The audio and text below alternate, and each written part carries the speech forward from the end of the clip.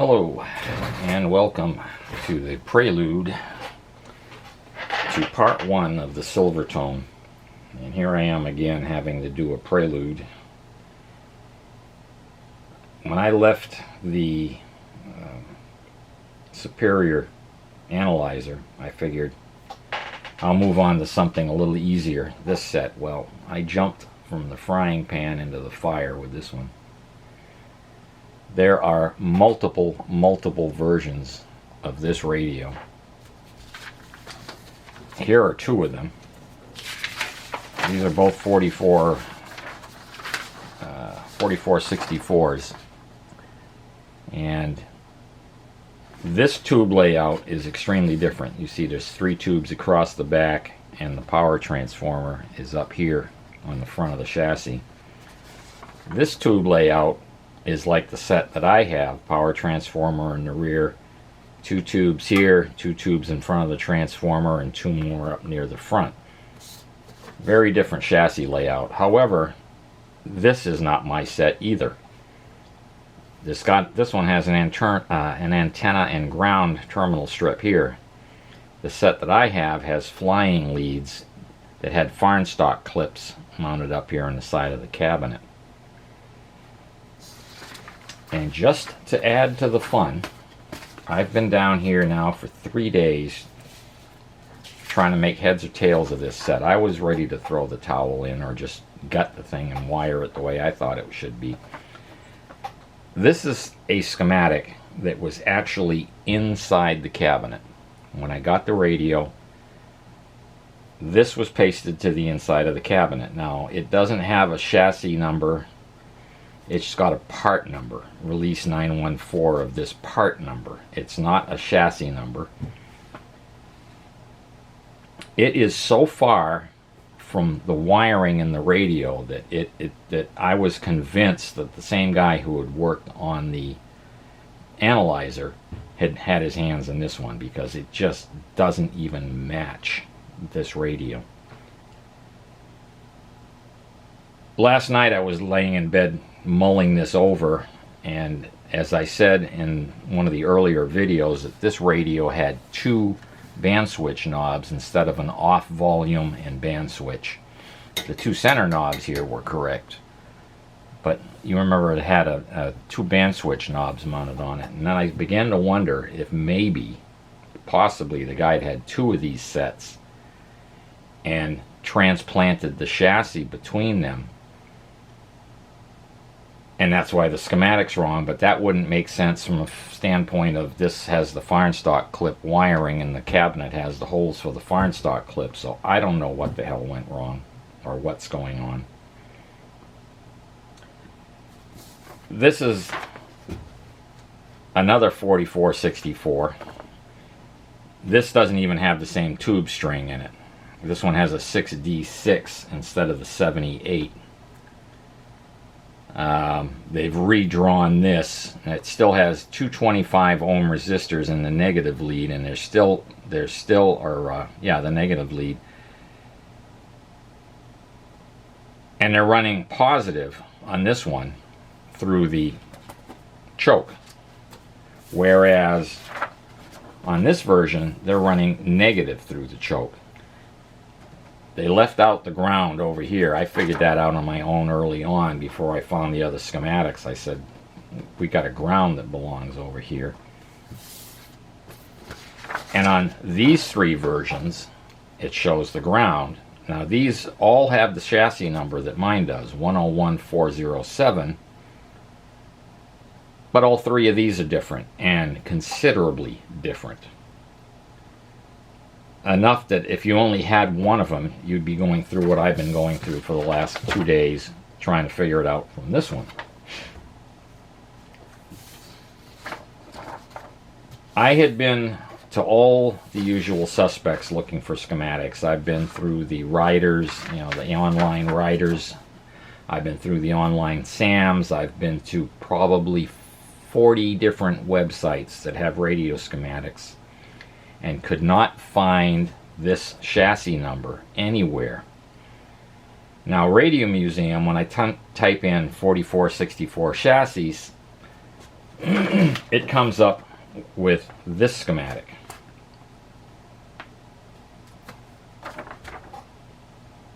So I went on the internet and I got rid of the Silvertone. I put the chassis number only, just the chassis number, the 101407. And of course you come up with, washing machines and everything else. So then I prefaced it with chassis number 101407, and boom, it came up with a link to a radio page. And I clicked on it, and it was Radio Museum again, with the picture of this radio. And I said, it's leading me back down the same trail. This is after 2 days. I said, it's leading me back down the same trail to here. And I was on my way up to click out of it, to close that window, because I knew it was the wrong schematic, when I noticed it said 1986, 1987. And I'm like, that's not right. And that's different from what, the other page with the 4464. The other one said 1937, 36, 37. And this says 1986, 87. So I clicked and I found these triple schematics for this radio. The fun doesn't stop there. Let me get a pointing device.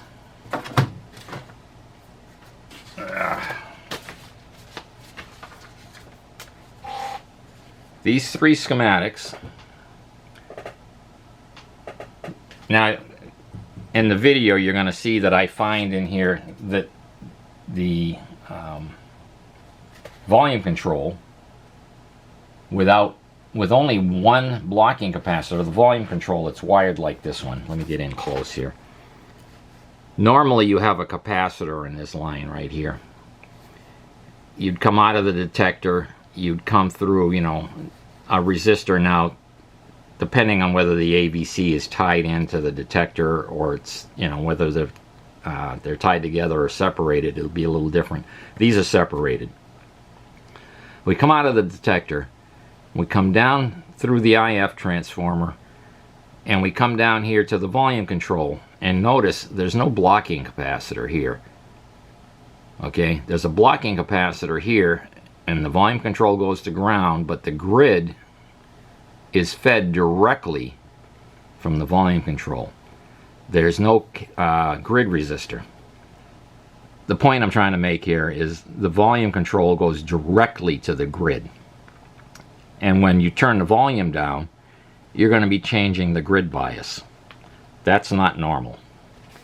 What's normal would be something more like this, to have a blocking capacitor here, and then you have grid resistors going down, and a blocking capacitor here so that your volume control doesn't affect your grid bias. So this set here is different again. There's no blocking capacitor here. It's on the wiper of the volume control only, and you have your normal grid resistor going down to the minus supply, so you have a minus bias on the grid. We come out 50 meg ohm, a volume control of 250,000 ohms, and a capacitor going to the grid. This one has a 1 meg volume control, no capacitor going to the grid, so we're affecting the grid bias. And this set has a 1 meg control but has two capacitors. It has a capacitor here and a capacitor here. Now the set itself that I have here is wired like this. It has a 0.05 here, and the wiper goes directly to the grid. That matches this schematic. This set has a 0.05 on the wiper instead of here, and a 006. So 006, 005, and this one doesn't have anything up here. It's got the 006 moved over here to the wiper. So when you watch the video, the reason I'm telling you all of this is when you watch the video and I seem utterly confused by what I'm seeing in that set when I'm working with this schematic, you'll understand what I was up against. And you would think that the schematic inside the cabinet would be the right animal, but it's not. This is very far from reality. This has the 006 here and the 0.05 here.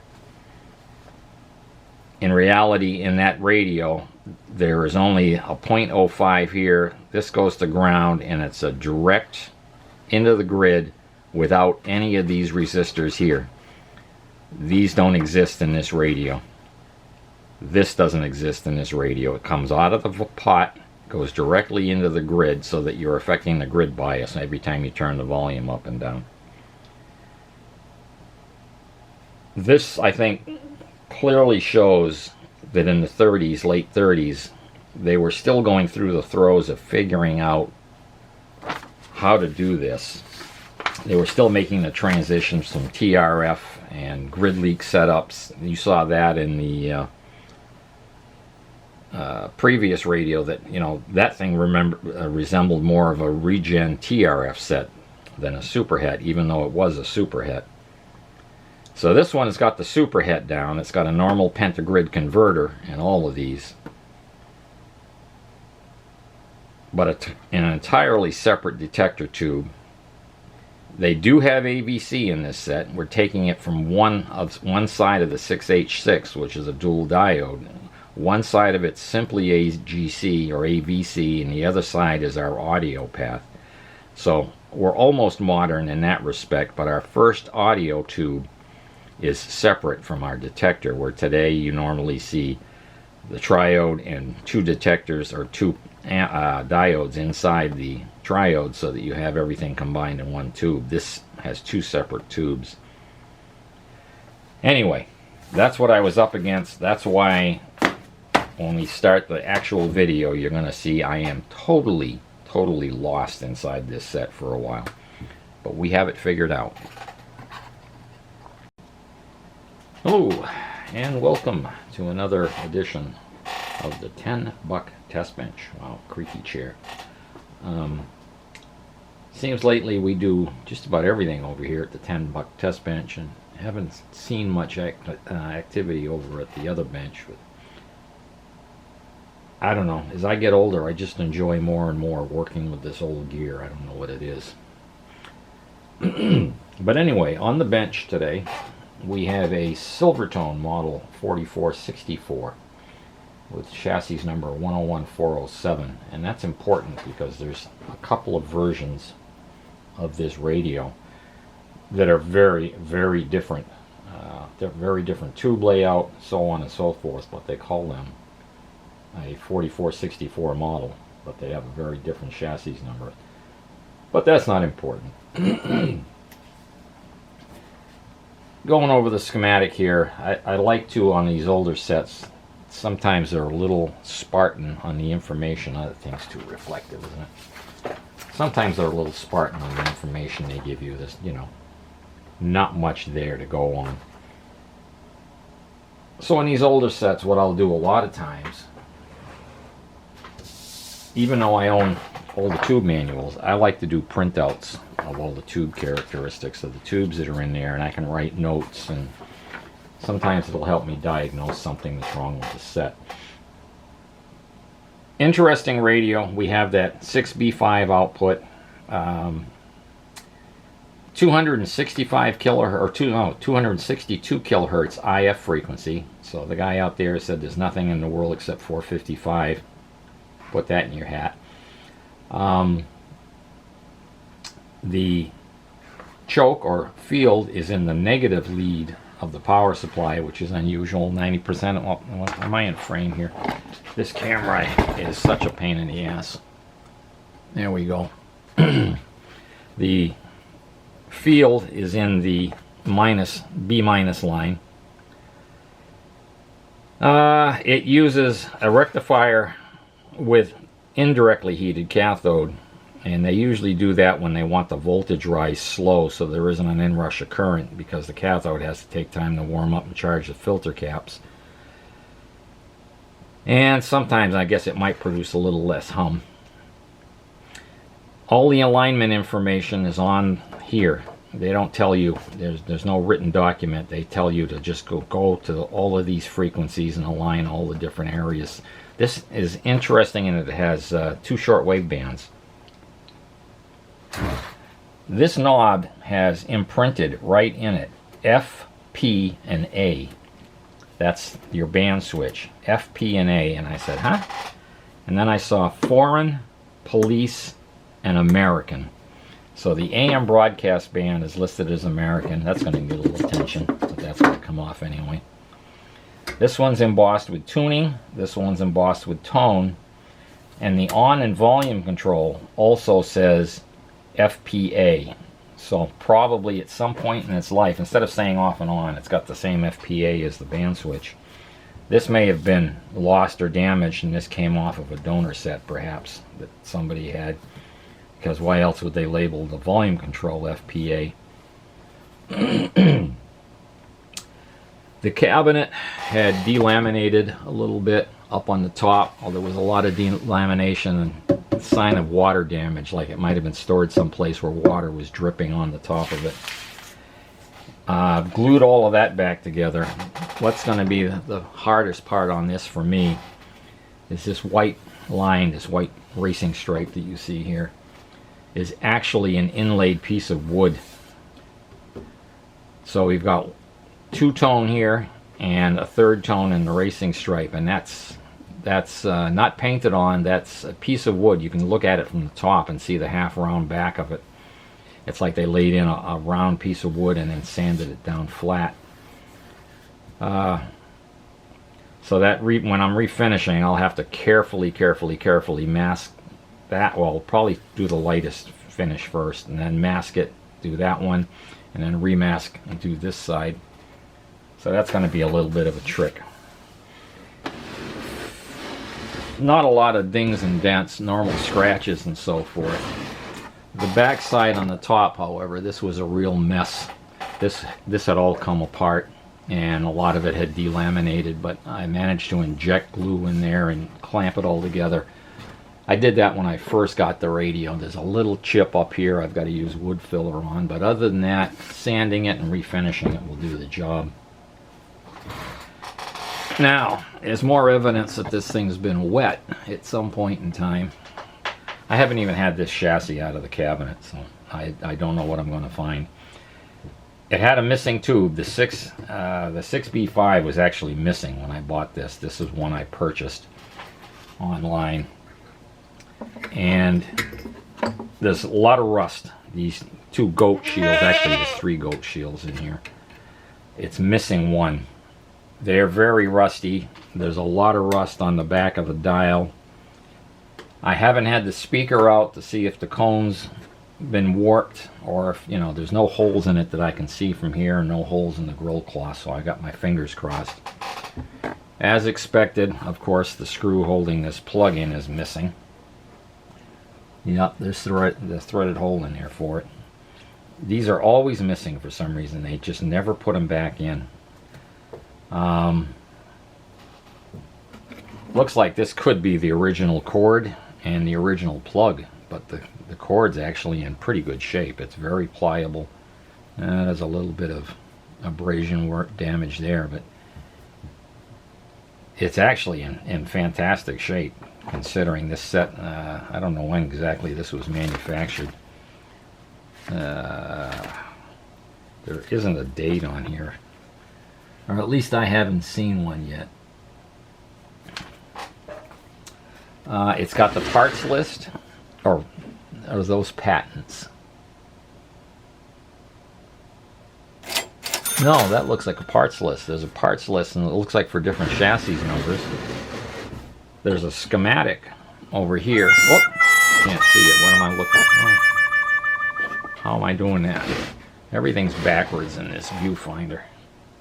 Oh, there it is. Okay. Yeah, there's a schematic pasted in there, and that parts list. And down here, the tube layout is pasted to the back of the chassis. Power transformer is not rusty.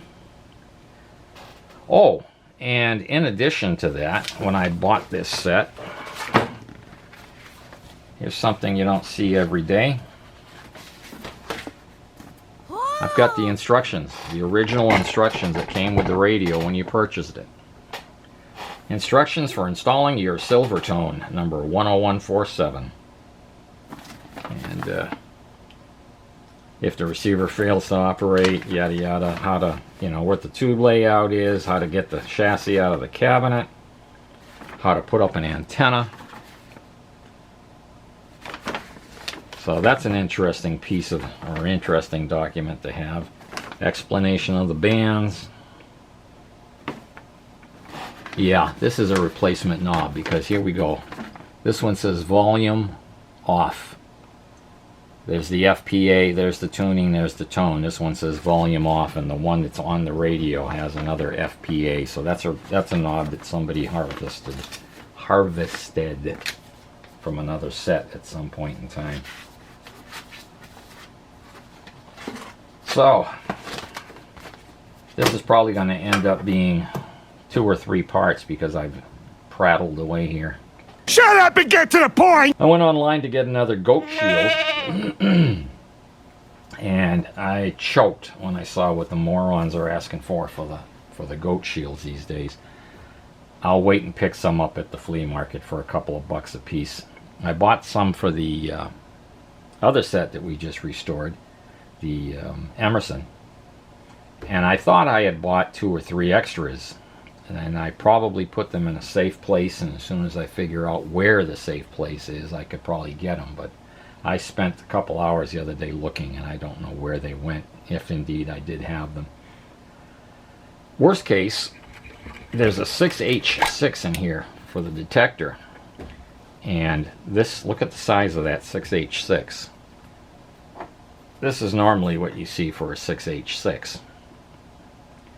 I have one other tube like this, large 6H6 in my collection, or I did. That over here behind me, no, be in the other cabinet on the other side of the basement. I'm not going to run over there. I at one time did have one other glass 6H6. Oh, and I've also had glass 6H6s in this configuration, this height, little tiny ones. Worst case scenario, if that misbehaves without a shield, I'll put this shield on it, and I'll put this 6H6 in the set until I can get myself a shield. It may be fine without the shield. Sometimes they are, sometimes they aren't.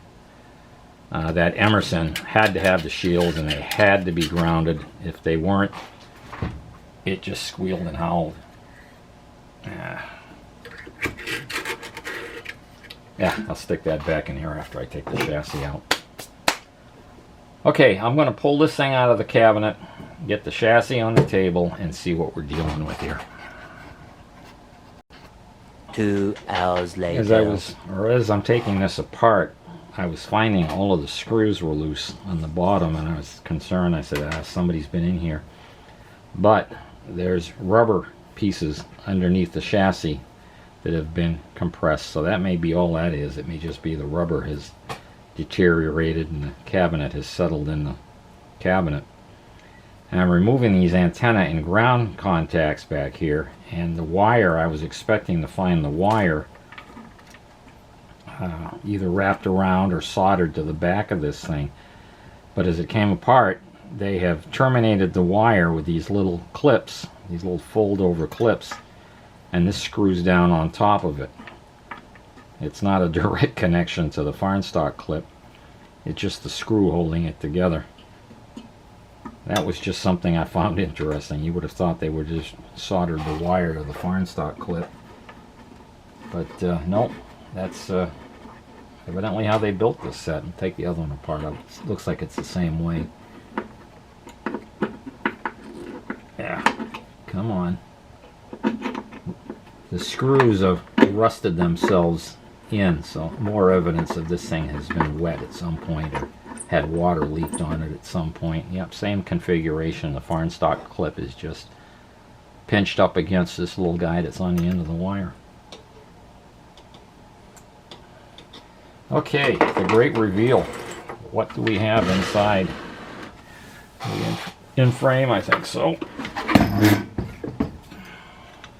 Open-sided chassis.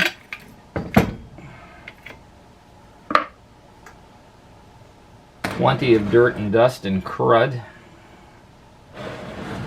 Antenna coil hasn't been eaten by the rodents. That's always a positive. Always concerned when you see this much dirt that it was in a barn somewhere. It's a shame that dial is corroded.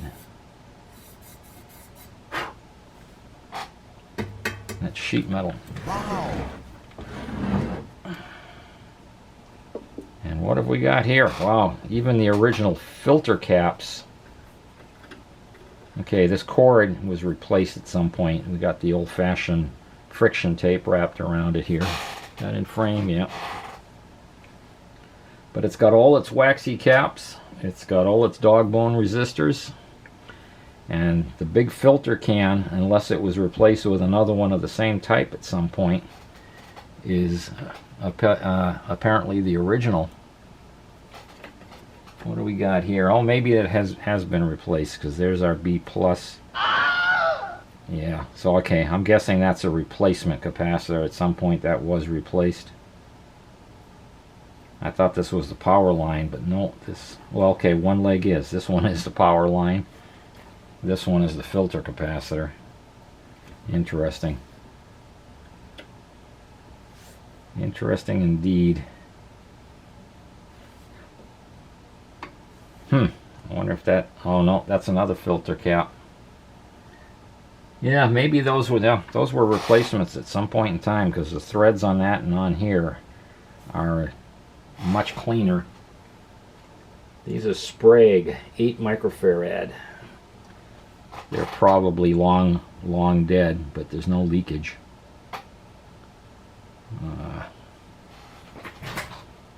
Let me get a light and look up in that hole.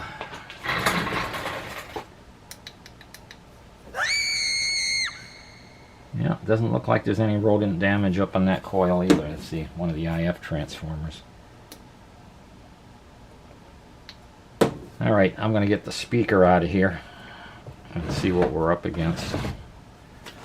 But, yeah, that's... I'm going to have to figure out what I'm going to do with this. I could mask off the back and spray some gold paint in here, but I really don't want to. Yeah, that's corrosion. Do it! That's not just dirt. Just do it! No. You know what? That looks like it's copper flashed. Maybe that will polish out. Maybe I'll get lucky. Yeah, maybe that'll polish up. That might be copper. Not 100% copper, but copper flashed. I don't think it's 100% copper. If it is, that would be pretty awesome. I'll get that mixed up. A little magnet here. Wow, that might be copper. It's non-magnetic. That means I can probably clean that up. Excellent. Love that little dial indicator. It's a nice one. Oh, that's a replacement. The on volume, that's a replacement unit.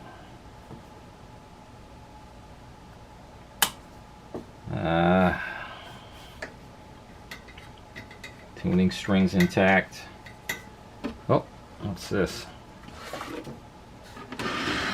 Oh, turn over here. They've got some, that's rubber. Rubber baby buggy bumpers. Looks like those are just bumpers to position the radio. It's just a couple of press-on clips holding the dial in. So, and I actually have a stock of those. So when I remove that dial, I'll be able to replace these with new ones and fix that dial in place.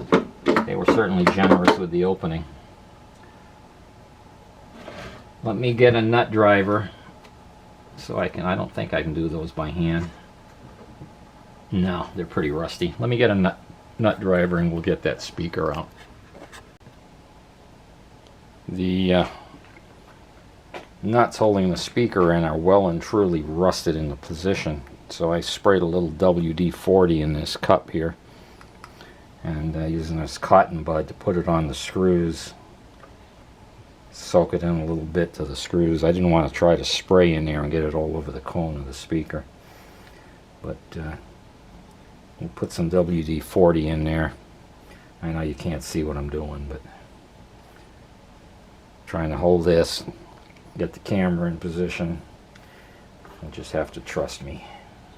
I hope we have trust. And while I've got this, I'm going to put some on the spring for the tuning dial cord there. Okay, this set appears to, in its lifetime, have had some loving care. It hasn't been touched recently. I'll let this soak and work on those later. The decorator screws just kept spinning. So it's obviously had its filter capacitors replaced at some point in its history. And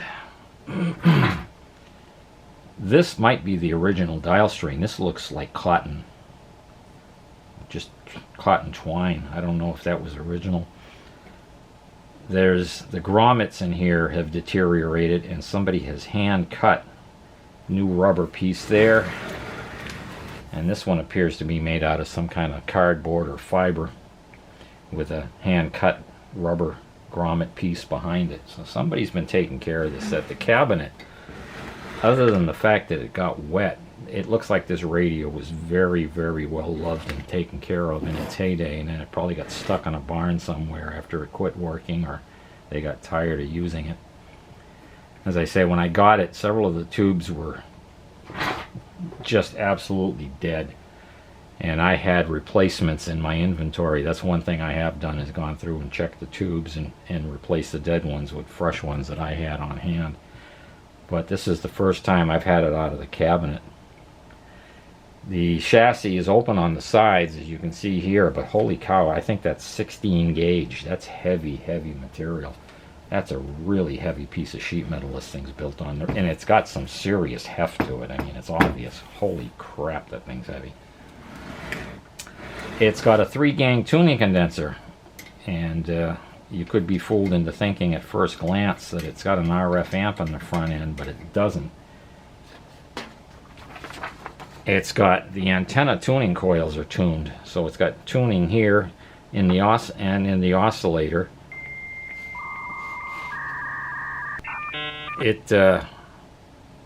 And with a 262 kilohertz IF, I'll bet this thing is fairly selective. It might have a decent shortwave receiver, other than lacking an RF amplifier on the front end. But everything goes directly into the converter. There's no RF amp in the front that it's tuning.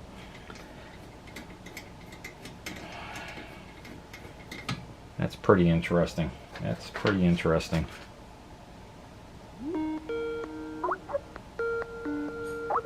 Yeah, 3-gang condenser, but one of them's tuning the antenna circuit, one's tuning the oscillator, and one's tuning the just before the Uh-oh, IF. retard alert! That's interesting. Retard alert, class! Alrighty, I'm going to work that speaker and see if we can get it out of there. I have never worked so hard in my life to get a set of decorative screws out of the cabinet. Unbelievable how rusty these things were. Look at my hands. I had to use vice grips on them at the end. Didn't matter how many times I went back and forth, back and forth, back and forth with the nut. It just wouldn't get past the rust. The screw head is so badly rusted that, well, before I even started, I took a tool and scraped through the slot so I could get a screwdriver in it because of the rust buildup, but it had eroded the edges. Normally you have a fairly square, sharp edge in these. It's rounded now because the rust has taken it away. I was leaning so hard against the screwdriver, and working from the backside with this nut driver, and I was in terror that I was going to slip and go through the grill cloth and go through the speaker cone. So after I got them about quarter of the way loose, I just grabbed the head with the vice grips. I said it's better to mar the screw up than damage the speaker, but as it turns out, they fit right into the groove in the jaws, and it doesn't even leave an imprint on the head. And I was able then to use the nut driver to back and forth, back and forth, back and forth, and work them out and get them off. That was horrible. The good news is it appears the speaker's okay. No marks in the cone, a little bit of dust, and no rubbing. The voice coil is in good shape, and no apparent warpage on the cone, so that was luck. I mean, as rusty as these screws were, I figured that speaker was going to be absolutely worthless, but the speaker came out okay. What I don't know yet is the transformer and the field coil intact. Let me get up here to get my probes. There we go. Making old man sounds. What are we on here? R times, we don't need 1K. R times 1 or R times 10 would be fine. Oh, gotta put this on the ohms. I think I know how to use my own equipment by this point. Alright, close enough. Let's see what we got here. Okay, and we got... Oh, and I can hear the speaker scratching. So that's the output transformer, and there's enough residual magnetism for it to respond. And the field coil's intact. Good. Now what do we got? We're on times 1K, about 9,000 ohms on the field coil. And 5.5K on the output transformer. Somebody's worked on this. The wire's got more of that friction tape on it. Doesn't look like they ever cut it apart. Looks like the insulation just gave up at some point. Boy, that stuff's hard and crackly. That's been on there a long time.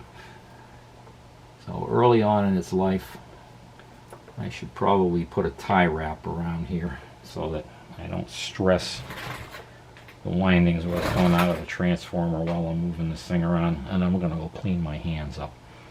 I'll be back. Okay. I had a test lead come down from where it was hanging the other day. Bumped off the back of a speaker off the magnet. And I said, okay, the speaker gods have given me one warning. So we put some skirts on this guy in case something falls. And I figured that's appropriate for this vintage radio, don't you think? Snap, crackle, pop. So that's fairly well protected. Hopefully we won't stick a finger through it or drop a tool. Get that out of the way. Now I've done some preliminary, easy for me to say, looking. There's a capacitor here that is not on this. This is the line cord coming in. There's no capacitor on this one. This version of it does have a 002 or no 0.012 going to ground. That's this guy. I'm going to cut that before we put any power on it. We have a capacitor to ground across from the where the current comes through the voice coil here. We got our B plus, comes in, goes up through our output transformer and to the plate, but there's a point on this one that says 001 to ground. If that's shorted, we can take our output transformer out. So I'm going to just cut that. That one's a 001. The other schematic has a 004. I don't know which one's newer or older. I couldn't tell you because there's no dates on any of these schematics. This looks like a more recent drawing, the white one here. So I don't know. The volume control, or excuse me, the tone control here has a .01. That's the weather service telling me we got a terrible thunderstorm coming. Volume control to ground here, .01. Excuse me, tone control. I said that twice. Tone control here is a 006, so 001 versus 006. And what's in here is a 008. So maybe I'll put the 006, which is, you know, a happy medium. The volume control coupling capacitor on this radio, on this schematic, is a .01. On this one, it's a .05. Now, the interesting thing is, this radio doesn't have any capacitor whatsoever. That center wire from the volume control strip goes right up to the grid cap of the tube up here, but there's no capacitor at all, or 1 megohm to ground, or .1 bypass cap. All of that stuff is gone. It's not, doesn't even exist in this set. So is this a really early one? I don't know. But that's unusual to go directly into the grid from the detector. Now there is another capacitor blocking DC. We've got a DC block here.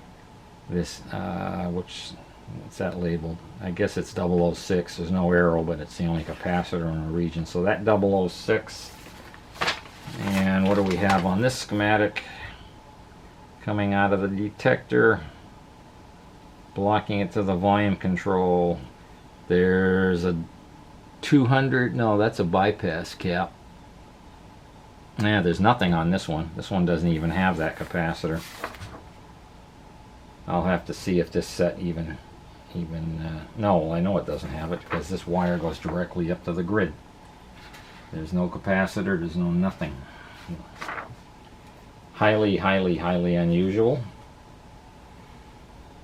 What else? There was a couple other things I found. 30 ohm, 30 ohm, 25, 25. Okay, this has the voltage divider on this schematic's 30 ohm, 30 ohm. This one's 25, 25. I haven't measured this one yet. Haven't even looked yet. This would be one of them. Body and dot. So red, black. So that's 2. There's orange. Okay. So it's not 25. Yeah, that'd be a green dot for 5. So that's they probably replaced that when they did the capacitors. And where's the other one? We've got a green, black, orange.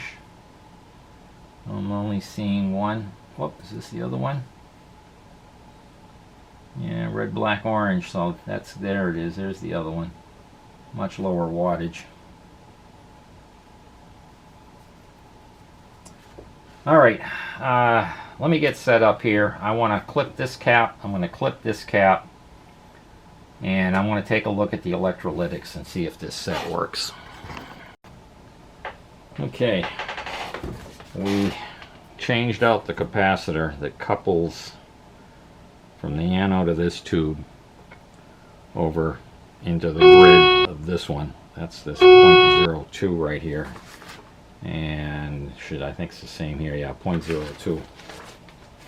That's this guy, and it is supposed to be a 400 volt capacitor. It does not measure as a capacitor at all. And if I connect it up here, and I'm just going to put this on 100 volts. Is that the right lead? Nope, that's the wrong ones. Dumbass. It's a set of these here.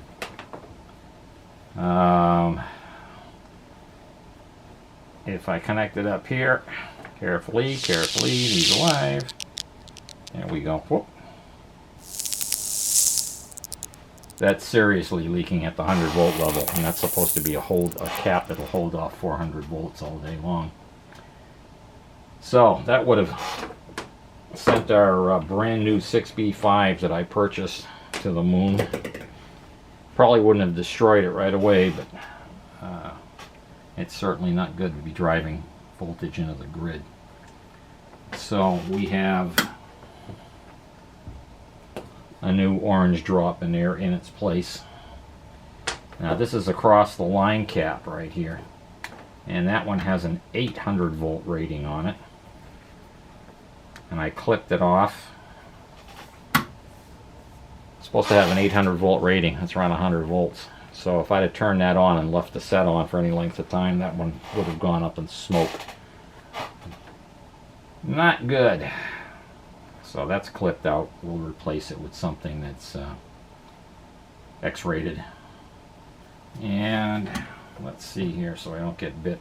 Oh, the capacitor that goes from the output transformer to ground isn't that horrible. It probably would have been okay to leave it in, but I clipped it out. That's a 600 volt rated cap, and seems okay at 100.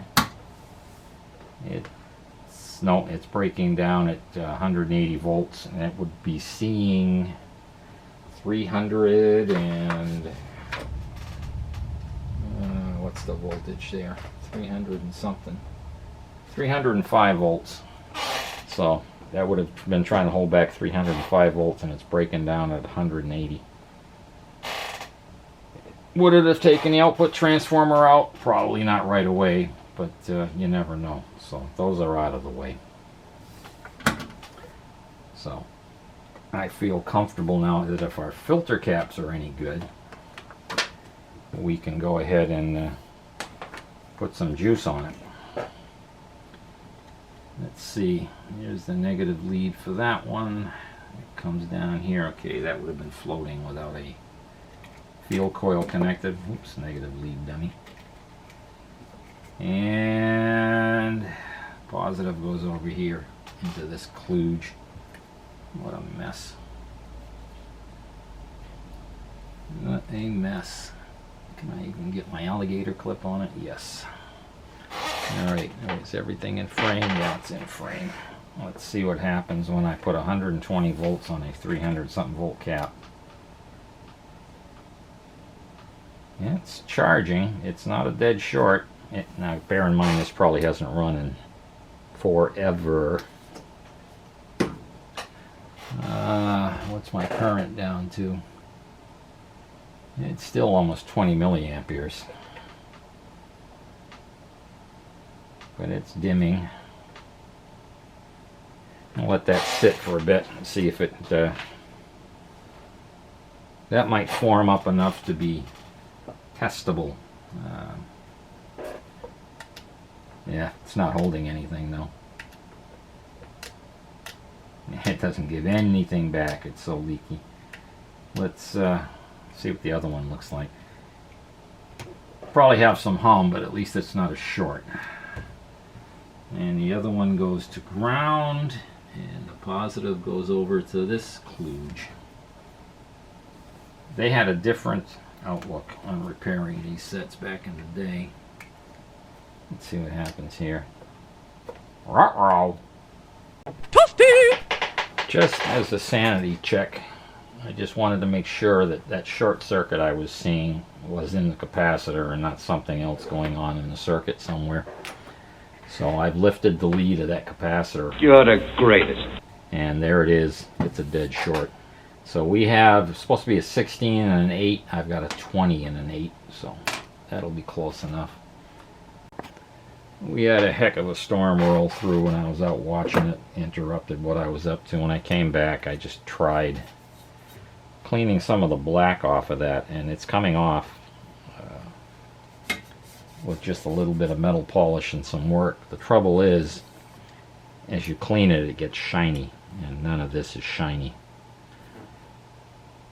It looks better without the black on it, but I think when I get done, after I've finished working on the radio, I'll take this off and probably give it a spray coat of matte clear just to take the shiny highlights out of it. It's not supposed to be bright and shiny. They obviously did some chemical process, probably etched it in a bath to give it that matte finish and then clear coated it. And where it's turning black is obviously the moisture sat there and got through the coating. Okay, we're plugged in. I'm on the Variac. I found a flaw in my design here. I can't plug these round plugs into my dim bulb thing. There's not enough room to get these big round plugs in there. So I'm like, ah, crap. It's the first time I've tried plugging one of those antique round plugs in there. Okay, how am I going to do this? Camera's over here. Maybe I better shift them. Yeah, I'll just reach. I'll get up. This is on. We're plugged in. We're on dim bulb. I'm going to start turning the Variac up. You can't see the bulb because it's up there. It's a flaw as far as videoing it, but I think we'll be fine. Okay, power's on. Let's start bringing it up. I'm watching the milliamp meter. Just starting to move. The display came on. I must be over about 50 volts because the display came on. Oh, I've got a dial lamp. Let's watch what's happening here. We've got 110 milliamperes, 45 volts, 50 watts. Let everything heat up a little bit. I don't see any rectifier action yet.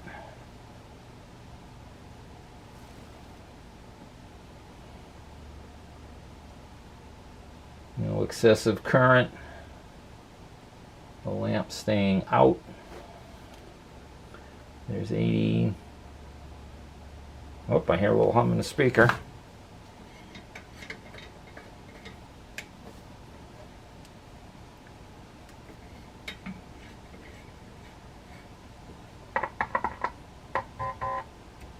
Oh, nothing from the converter. Looks like we got a dead converter.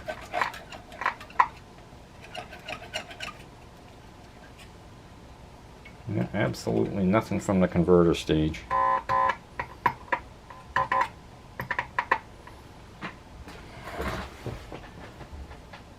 So, I'm going to guess we've got no oscillator either. Now that tube had checked out.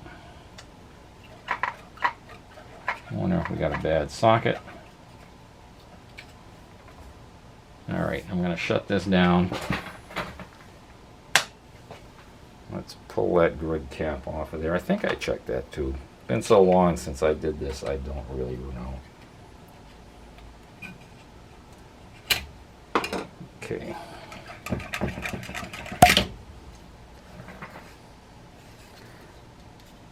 It's clean. I must have had it out of here.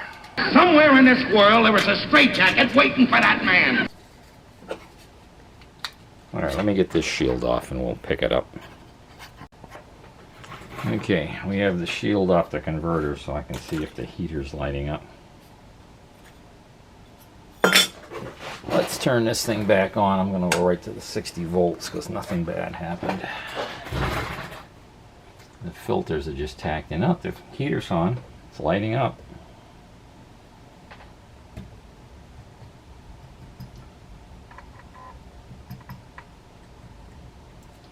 Absolutely dead.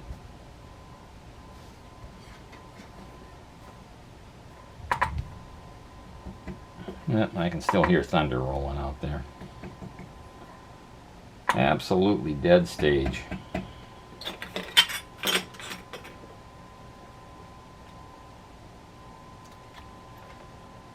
Let me turn this up a little bit more.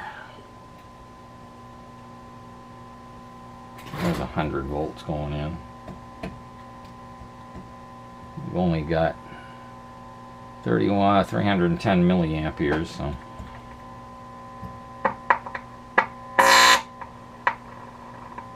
There's static when I do that one.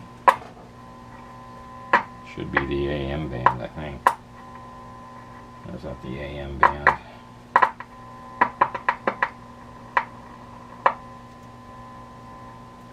Regardless, we got nothing happening there.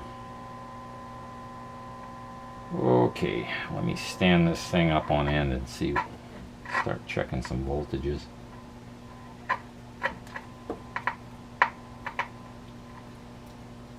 Let me get things prepped here, fellas.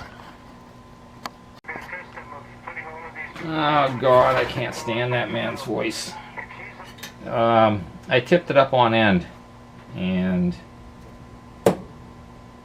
it started working.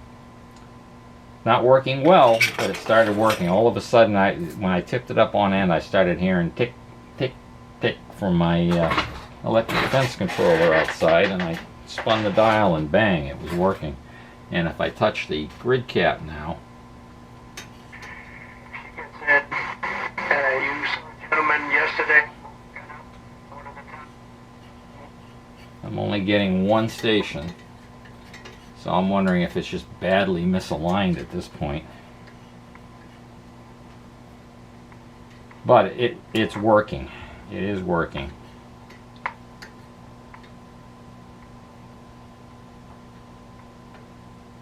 Here, there you go.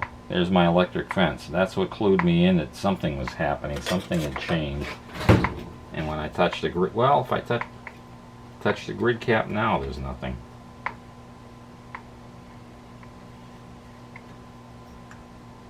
Yeah, nothing.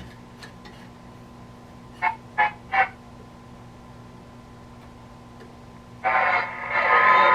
you very much. Okay, obviously the oscillator is running. It's just deaf as a stump. If I touch the grid cap when it's on the station. Gasoline had reached $1.87 again. Alright, I am going to go through. I know the set works. Obviously everything's, you know, intact. So I'm going to go through, change all the capacitors, because that could be part of the problem too. It could be making it deaf as a stump. All the biasing is going to be off and yada yada yada. So now that I know the set works, let me mount these filter caps permanently. Change out all these other waxy caps, which I guarantee are bad, and we'll pick it up from there. As I'm recapping this puppy, I'm up here in the front end in the tuner section, the RF section. Now let's see if we can see this here. This is gonna, yeah, this looks good and clear. 0.0041 and 0.00725. Now I have never, in all the years I've been doing this, seen this in a consumer level set. This is a Sears and Roebuck Silvertone. This one's got an inspector's mark on it, and it's marked 0.00725. This one had an inspector's mark on it. I don't know if that was clear. Was that in focus? I hope that was in focus. Let's do it again here. Come on, focus. There we go. 00725, 0041, and a red inspector's mark. Most of it wiped off when I was cleaning the wax so I could read it. But these both had red inspector's marks on them. I've never seen capacitors spelled out to those values before in a consumer level set. Just thought you might find that interesting. And as I'm doing this, I am doing my very best not to disturb the position of the wiring in this set. This is one of those sets. See with this capacitor right here? And it says turn of wire. That's a gimmick cap. Now there's two of them I found in this set so far.